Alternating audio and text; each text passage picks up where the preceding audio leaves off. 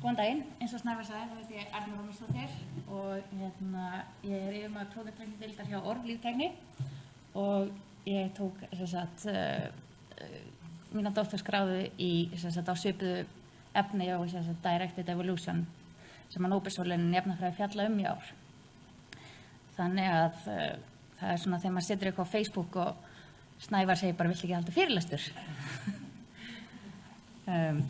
Mér fannst líka mjög gaman að þegar að talað grunnvísindi að þau fá ekki rosalega mikla athygli og það er aftur að pæla af hverju að gera þetta en þetta skiptir rosalega miklu máli því að við erum að spyrja okkur ákveðnum spurningum og ég persónulega var mjög ánægð ég gat sagt foreldrum mínum að doktorsnámið mitt var ekki gagnslaust að það var greinilega eitthvað kúl. Nóbelsverðlaun í efnafræði í ár var veitt til 3 aðila og það er Frances H. Arnold, George Smith og Sir Gregory Winter. Frances færða fyrir sinn hluta sem að Nóbelsverðlaunarnefndin kallar For the Directed Evolution of Enzymes og hún fær helming verðlaunaférsins og hinn helmingin deila Smith og Winter fyrir phage display of peptides and antibodies. Ég verði eiginlega að taka það fram að ég ætla að reyna að vera rosalega íslensk og hafa þetta en það var bara ekki hægt þannig að það eru slettur á glærunum þannig að það er bara aðeins erfiðar að þýða þetta heldur en ég hélt. Þannig ég svona gafst upp á ákveðnum tímapunkti. Ef við bökkum aðeins og pælum við í hvað erum við að fara að tala um? Við erum að fara að tala um í raun prótein. Og eins og við vitum þá eru prótein byggð af amínósýrum og þetta eru 20 amínósýrur sem við erum að tala um. Þetta er ekki meira. Og það er þessi Nóbelsverðlaun fjalla peptíð, antibody og enzím. Og peptíð eru bara stuttar einingar og ef hún verður lengri þá er það orðið prótein. Antibody eða mótefni hafa rosalega bindigetu, sérstaka og fasta bindigetu við mótefnavakana sína og enzímin hvata efnahvörfum í líkamanum. Þannig að nú erum við búin að kynna aðal leikmenn. Frances Arnold er fædd í Pittsburgh og hún byrjaði í Princeton og kláraði þar eins og í íslenska vél á geimvísindaverkfræði, svolítið erfitt að þýða þetta, en hún heldur það áfram. Við minnum og hún hafi tekið smá pásu þarna á milli. Hún er mjög hæf að læra ný tungumál, ætlaði að vera svona diplómati fyrst, en sá svo að hún væri kannski ekki góð í það. Svo heldur hún áfram í efnaverkfræði, tók doktorspróf þaðan í Berkeley og heldur svo áfram að gera postdoc þar og svo fer hún áfram í Caltech sem hún svo endar. Þannig að núna í dag er hún með prófessorsstöðu sem er kölluð Linus Pauling Professor. Einnig er hún svona direktor á bioengineering sviði í Caltech sem heitir Donna og Ben Rosen Bioengineering Center. Hún er algjör rockstjarna í þessum bransa. Hún er með yfir 200 greinar og hefur skrifað fjöldan á bókakaflum og hún er ekki að stoppa þar því hún er alveg brjálað að sækja einkaleyfi og er núna í dag eins og ég taldi í gær 58 einkaleyfi í Bandaríkjunum og örugglega fleiri pending. Þannig að hún er rosalega duglega og allir í hópnum hennar, ég held ég að tala ykkur að 23 nemendur á mismunandi stigum í hópnum hennar í dag og nemendur frá henni hafa farið áfram og stofnað sín eigin hópa og það er bara eins og einkaleyfi heldur bara áfram hjá þeim. Þau halda að þau eru mjög svona einkaleyfi, eða þau eru með eitthvað ákveðið markmið, þau halda á því og það verður einkaleyfi úr því. Þannig þau eru mjög svona, hún hefur fengið eins og ég sjá þarna litli textan, ég nefndi nú ekki að hafa stóran, það er helling af verðlaunum og þetta er bara frá 2011 og það er eiginlega stærsta þar er þetta Draper Prize frá National Academy of Engineering. En hún er fekk áhugann sinn fyrir lífefnafræði þegar hún byrjar í postdoc í Berkeley og Caltech. Hún byrjar í véla- og geimvísindafræði og ætlar að fá, hefur mikinn áhuga á sólarorku.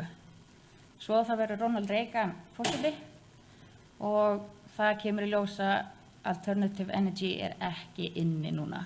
Þannig að þá vendur hún bara hvað kross og fer í efnaverkfræði.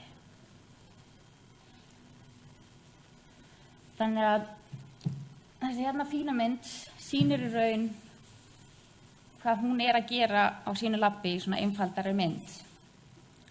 Og þetta sem sagt, við byrjum hérna með DNA sem kóðar fyrir prótíni. Það eru framleiddar stökkbreytingar í því sem sýndar inn í þessu rauða. Þau eru sendir í bakteríu og þá verða til prótein. Þau eru farin í gegnum ákveðið svona selection. Það getur verið virkni próteinsins, það getur verið ýmislegt annað. Og þau sem eru ekkert að gera neitt, þau eru bara hent út og þau eru valin fyrir næstu umferð. Þau sem sýndu einhverja ákveðna eiginleika sem var verið að leita eftir.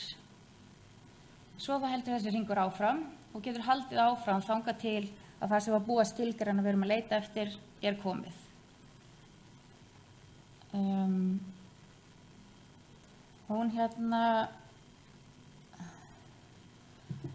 Hún byrjar sem sagt 10 árum áður þá fræðilega sagt frá hvernig directed evolution kemur til. En 10 árum seinna þá kemur Arnold og gerir fyrstu rannsóknin og býr til prótein eða finnur variant með þessari aðferð. Og það þetta substilsin sem að hún miðað við náttúrulega eða wild-type ensímið, þá það með 256-falda virkni í ónáttúrulega umhverfi, það að segja í DMF. Og þegar að þetta kemur fram, þá verður þetta svona frekari stökkpallur fyrir directed evolution. Svo heldur hún áfram, hún ekkert alltaf að einskorða sig við bara þetta prótein eða þessa eiginleika. Þannig hún mikið bara að pæla í öllu. Og annað þessi hitastöðuleiki, þannig hún hjá estrasa það aukur hitastöðuleika 14 gráður án þess að missa virknina við lægra hitastigið. Þannig hún hélt því en jók það við hærra hitastig. Sem til dæmis gott ef þú ert að búa til ensím sem á noti þvottaefni. Þannig að ef þú getur þvegið við hærri hita og hafa virkni í próteininu, þá með betri hreinsiefni. Og svo cytochrome P45 prótein sem hún hefur verið að vinna mikið með og þá gaf hún það nýtt hlutverk sem það hafði ekki fengið áður. Þannig að þá notar hún svona eins og það kallað í þessu promiscuity, að próteinið svona lauslátt og hefur svona smá svona dormant eða litla virkni fyrir öðru og það hægt að byggja á því og fara í aðra átt. En það náttúrulega alltaf kostur og gallar fyrir ákveðnar aðferðir og fyrir kostir á directed evolution að þú þarft ekkert að vita alla byggingu og virkni. Það ekkert alltaf til 3D-struktúr bygging af ensímum sem þú ert að fara að vinna með. Og það möguleiki til að búa til nýja virkni eða bæti virkni sem var ekki til staðar. Það hægt að auka stöðuleika próteina, auka bindigetu mótefna og virkni ensíma og breyta sérvirkum ensímum. Þannig að þau eru alltaf inn að fara að gera eitthvað annað en þau voru ekki að gera áður. Gallarnir eiginlega við það að ef þú ætlar að breyta öllu próteininu, öllum amínósýrunum, þá ertu komið svo rosalega stórt safn. Og það bara ekki hægt að mæla það. Og þó þú minnkir það, þá ertu alltaf með stórt bókasafn af variantum sem þú ert að mæla. Og ef þú ert til dæmis að mæla með aðferð sem hægvirk, kostar mikið og allt þannig, þá tekur þetta alltaf tíma. Og það bara, þeir voru að reikna út. Það ekki hægt að búa til alla variantana og láta allar rannsóknastofur í heiminum mæla fyrir því. Það myndum ekkert komast að því. Þannig að maður verður að vera svolítið svona skynsamur líka. Og gallinn það að ef þú ert að þróa ensím og fara í ákveðna átt og mælu bara fyrir því, þá geturðu mist af öðrum variantum sem að hafa aðra góða eiginleika en þú ert bara ekki að mæla fyrir það, þá tekur ekki eftir þeim. Þannig að það verður að hugsa svolítið vel hvernig ætla ég að skrýna þetta, hvernig ætla ég að mæla þetta.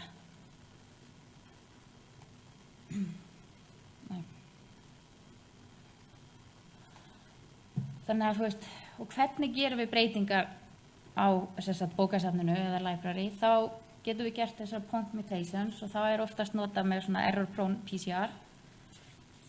Stemmer kom með þess aðferð DNA shuffling, þá í raun tekur bara DNA-ið, klippir það í búta og límir það svo saman og þá gerist það random.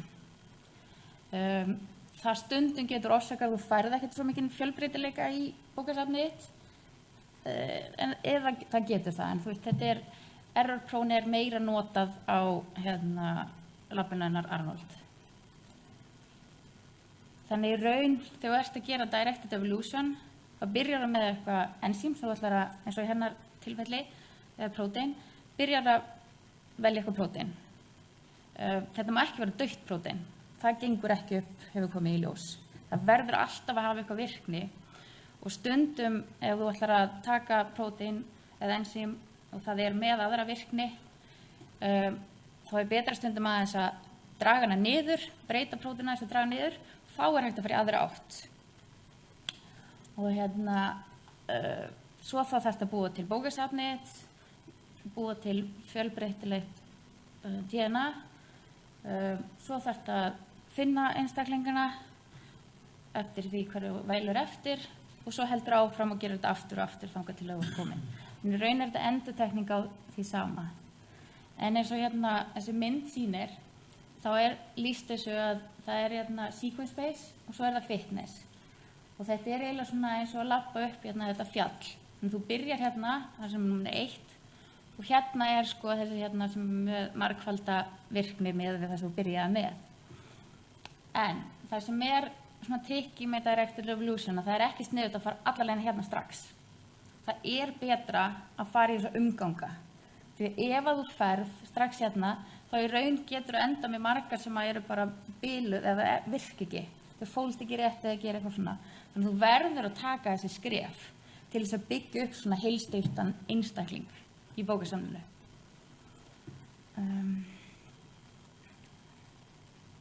Þannig að þetta eiginlega svona aðal tólin sem Arnold notar og hún kallar þetta machine learning og þá það hún notar svolítið tölfræði með sér og hún, það sequence og svo fitness.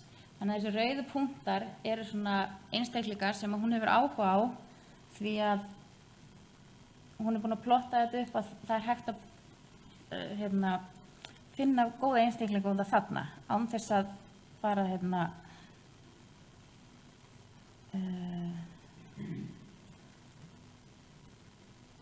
þannig að þetta notaði hún þetta flokkun af því að ef það stundum erfitt að mæla hvort þetta betri einstaklingur eða ekki, þá notar hún þetta svona tölfræði til þess að hjálpa sér við það og reynir að pikka út einstaklingana.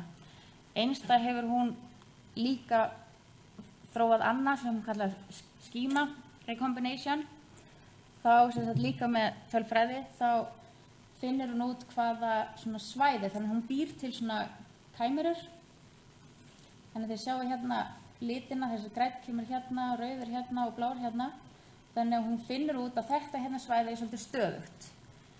Og þetta stöðugt og þetta stöðugt. Þannig að hún blandar þessu saman og henni hefur tekist að blanda saman kímuru með bara 30% sequence identity sem svolítið erfitt því að áður fyrir var bara rational design, þá þurftur að vita svo mikið hvað varst að fara að gera og þú verður að hafa sequence identity mjög nálægt hvor öðrum því annars myndur ekki fá virkt prótein. Það myndi ekki fólda rétt saman. Og svo notar hún kristallografíu, þannig að þegar hún kom með eitthvað áhuga sem að varianta, þá fer hún að skoða hvað það sem svona áhugavert við þennan? Hvað gerir hann svona öðruvísi en hina?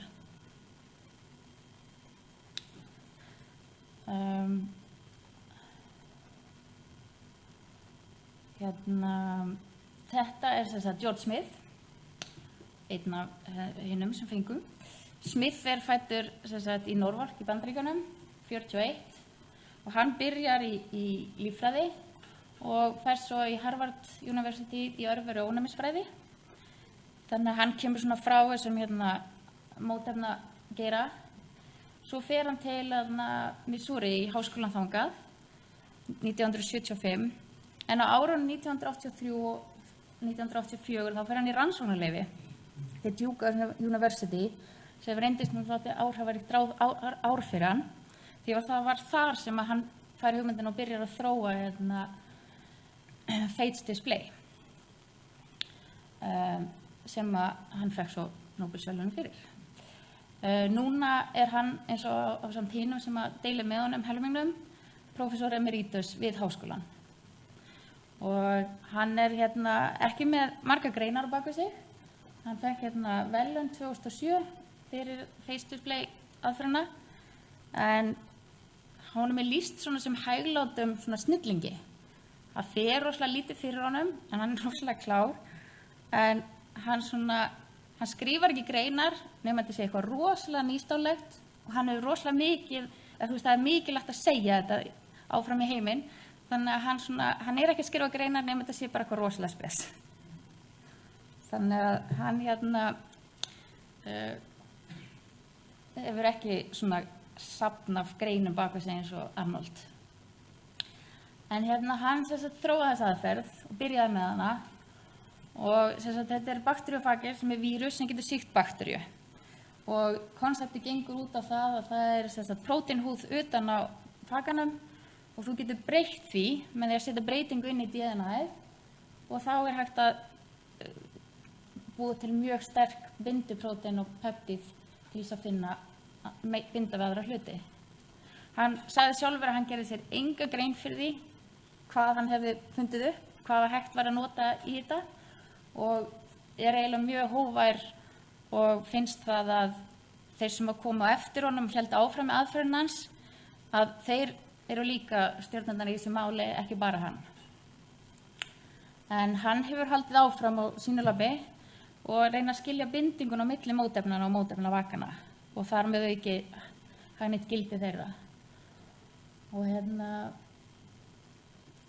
þannig að í raun hægt að segja það að tækni sem hann notaði hægt að þekkja sértæk svæði á æxlum í æðum. Þetta þetta ekki það sem ég var að gera í mínu doktorsnámi, en þetta útskýringarmynd fyrir þetta. Þannig þú hefur DNA-ið fyrir fagan. Þú setur inn þitt gen, það sett inn fagan og þá tjáir hún eins og sjá þetta bláa gen það er þetta prótein 3 og svo getur þú sett hvað þú vilt á, peptíð, í hvaða samsetningum sem þú vilt. Svo þá fann hann upp það að þú getur notað antibody til þess að veiða út þessa faga frá öllum hinum. Og í raun gerði hann sér ekki alveg grein fyrir hvað var maður komið með. Winter Breti og fæddur í Leicester 1951 og hann byrjar námið sitt í Cambridge og fer svo áfram og gerir doktorsgráðuna á sama labi sem hann var allan sinn feril. Og hann núna prófessor emeritus síðan árið 2014. Hann var sleginn til riddara árið 2004 fyrir framlag sitt í þá sameindalíffræði og hefur fengið nokkur verðlaun. Hann hefur verið mjög duglegur að stofna svona startup fyrirtæki út frá sínum rannsóknum sem á endanum svo eru keypt upp af lyfjafyrirtækjum.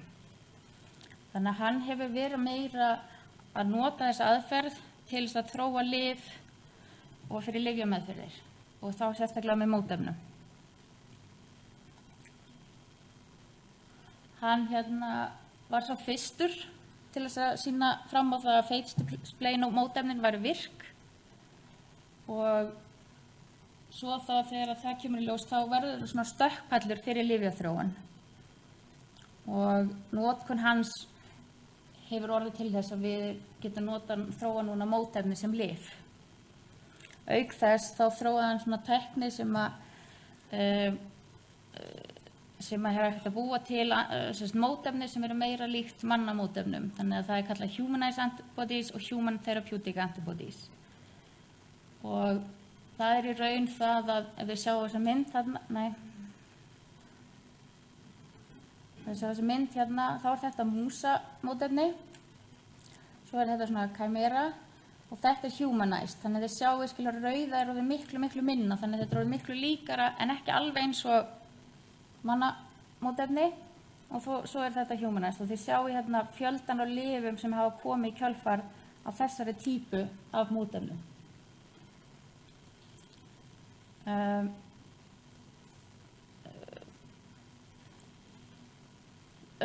Ástæðan fyrir þessum aðferðum er það að þegar að fólk var að fá músamótefni þá fékk það ónæmisviðbrögð.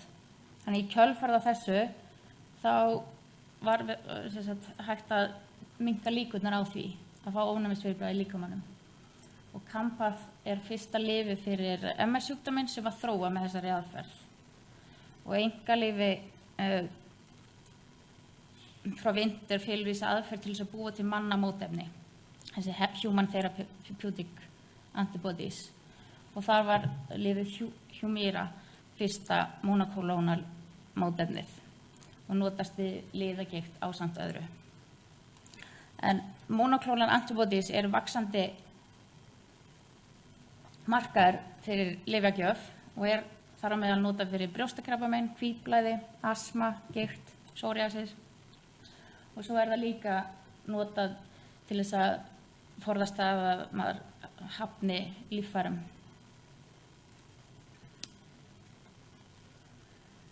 Hérna þurfum við að sjá helsta framlag Vinthers og það er það eins og við sáum í fakan áðan, þá eru þeir búin til hérna mismunandi DNA og ég veit ekki hvort þið sjáu að það er mismunandi form hérna á prótínur sem eru á endanum á fakanum sem að bindast við mótefna vakana.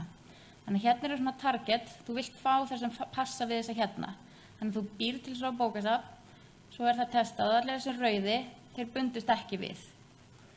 Þannig að þessi fyrsta kynslóð, ef við sjáum hérna formið á sig hérna, þetta er ekki alveg perfekt, en þetta er nóg til þess að fá bindingu. Svo þá er þetta haldið áfram, þessi bestur eru valdir og þeirra DNA þeirra gert annað bókasafn og gert annar hringur. Þannig í næstu umferð þá sjáum við að þetta byrjar að líkjast aðeins betur forminu, en svo heldur þetta áfram þangað til að maður er komin með kynslóð sem þetta passar alveg við mótefnavakan.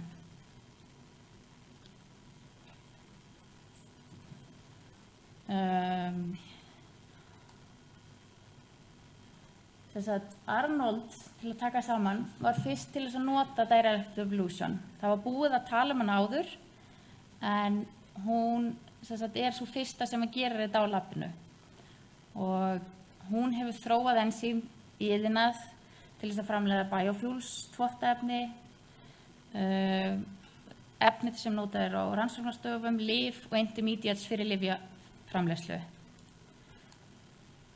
Og Directed Evolution býður upp á það að til dæmis búa til ensím sem getur gert hvata ákveðnu hvarfi sem að kannski við þurfum þá ekki að nota þungmálma eða aðra hættulega að leysa í ákveðnu magni. Þannig að ensím leysa af hólmi öðruvís og verða þá umhverfisvænni hvarf. Hún notar sín tól og hún er rosalega fókuserið í það því að í raun getur þú gert þér rosalega erfitt fyrir. Þú getur alveg tekið DNA á ensíminu sem þú ætlar að nota og alveg klifta í tætlur en þú veist, er það sniðugt? Viltu ekki frekar pæli á ákveðnum svæðum? Það eins og það ef við pælum í hvernig ensím það verður sem sagt aktífa sætið. Það skiptir svolítið miklu máli því það það sem hlutin að gera. En það ekki eina svæði sem skiptir máli, því það geta verið svæði á yfirborðinu sem skipta líka máli. Þannig hún fókuserar svolítið á því að vera svolítið skynsum að í staðinn fyrir að taka allt, þá tekur hún ákveðna hluti. Hún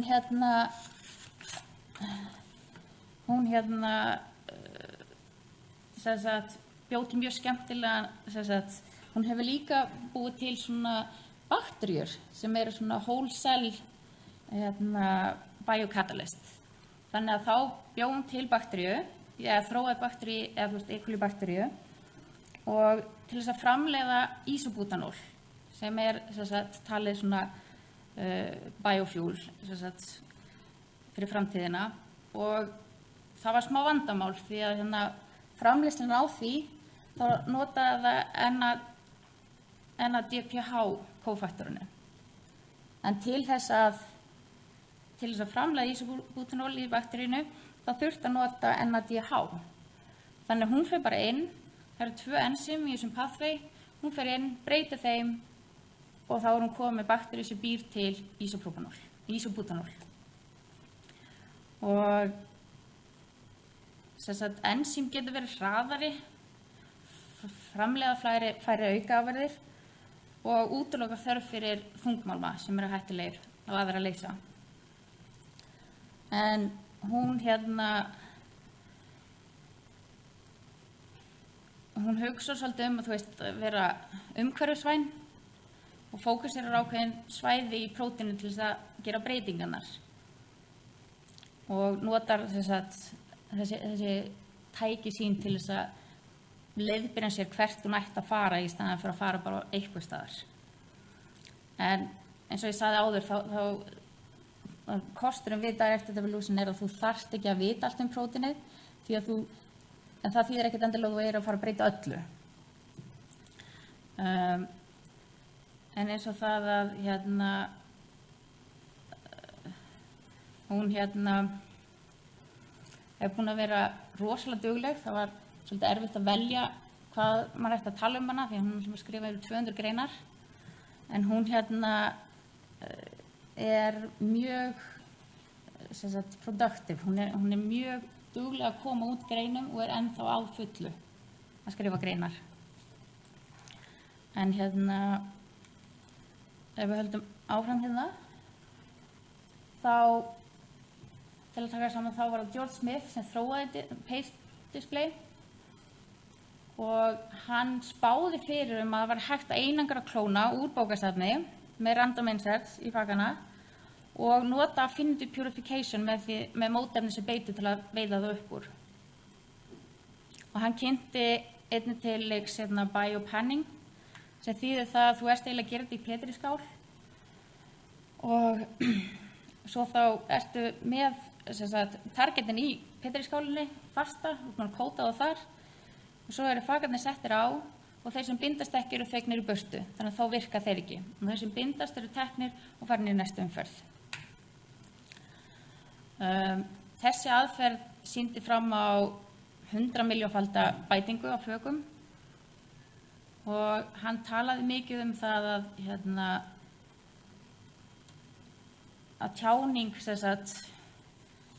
á miklum fjölda sem vísar í bókasafn eða library hann gerði aldrei þá vinnu en hann talaði það með randurröðun og yfirborðinu gæti nýst til þess að finna mótefnavaka fyrir prótein og sem hægt var að nota í lyfjaframleiðslu. Svo heldur Winter áfram með þessa býr til þessi library, býr til mótefni sem eru líkari manna og hann hefur verið rosalega duglegur að búa til fyrirtæki. Það sem hann hefur pælt í það að peptið eru oftast mjög hreyfanleg því þau eru svo stutt. Það ekkert neitt svona sérstök bygging á þeim. En hann hefur þróað svolítið sem hann kallar bicycles. Þannig að fyrir lyfjina en það skiptir miklu máli að þau sé ekki hreyfanleg og þau sé svolítið svona föst í byggingunni. Því annars komast próteasar að og geta brotið niður prótein og það vill maður ekki þegar þú ert að nota prótein sem lyf eða peptíð sem lyf. Og hann hefur þróað þessi bicycles og það hafa þau svona ákveðin efnakjarna og minna hreyfanlegri byggingu. Og út frá því hefur hann startað nokkru fyrirtækjum og mörg þeirra hafa orðið lyf sem hefur verið að nota í dag. En Arnold byrjaði einmitt á þessu því að hún byrjaði svolítið að fara svolítið svona rational í þetta og þú veist, við vitum þetta og höldum áfram. Og svo bara eftir smá tíma komst hún að því að náttúran besta þróunartæki sem við höfum. Þannig í raun hún að nota Directed Evolution ásamt Winter og Smith og bara hraðinn aðeins. Gerum hraðara því við höfum ekki milljónar ára til þess að bíða eftir þau og þetta í raun það sem þau hafa gert. Þau hafa bara hagnýtt sér kraft þróunarinnar og bara gert það í tilraunaglasi. Takk ykkur fyrir.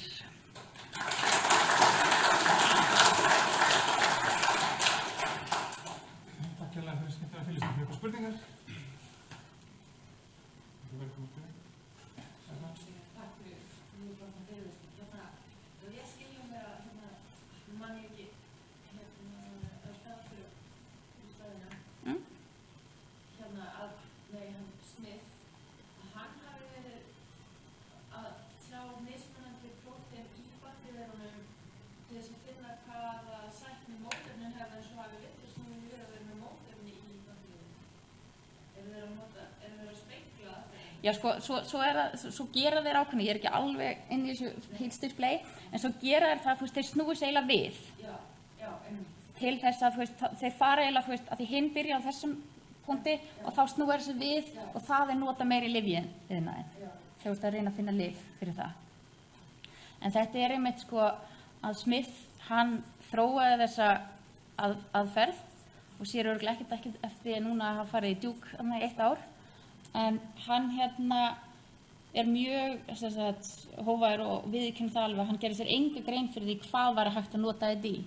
Út af því að þegar hann kemur fram með þetta, þá pikkar svo margir þetta upp. Það eru margar rannsóknarstofur sem fara á fullu að nota þetta. Og það var einn hópur á labinu sem ég var sem var líka að nota þetta. En það var hann sem startaði þessu. Og svo ástæðan fyrir að Winter með honum þarna það að hann tekur ákveðið tæki og gerir þetta og allt það sem þau hafa gert til þess að bæta fyrir hag mannkynsins. Það eiginlega svona argumentið frá akademíunni.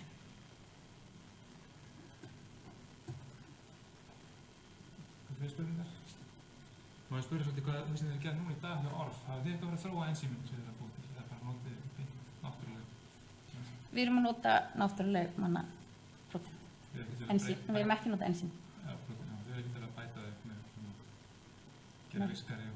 Nei, það gengur ekki upp. Nei. Þetta kannski of sérhæf spurningar, því sýnir þetta myndi að hundra. Það virðist bara ekki vera neina rauðar aminosykrur á myndinni, en eitthvað... Hvað er þetta? Já, það bara að myndina á þessum 3 húsamótuminu... Já. Svo... Þessi? Já, þau sér þarna kæmerik og svo humanist. Já, humanist. Það hérna smá rautt hérna. Þetta orðið bara mannamótefni. Þannig að það ekki gert þessum aðferðum. Jú, hann tekur þetta bara, hann bara þróaði þetta aðeins lengra. Þannig að hann var bara komið með mannaprótein. Þannig að... Það ekki það sem alvogjan ekki allt sitt á. Það ekki.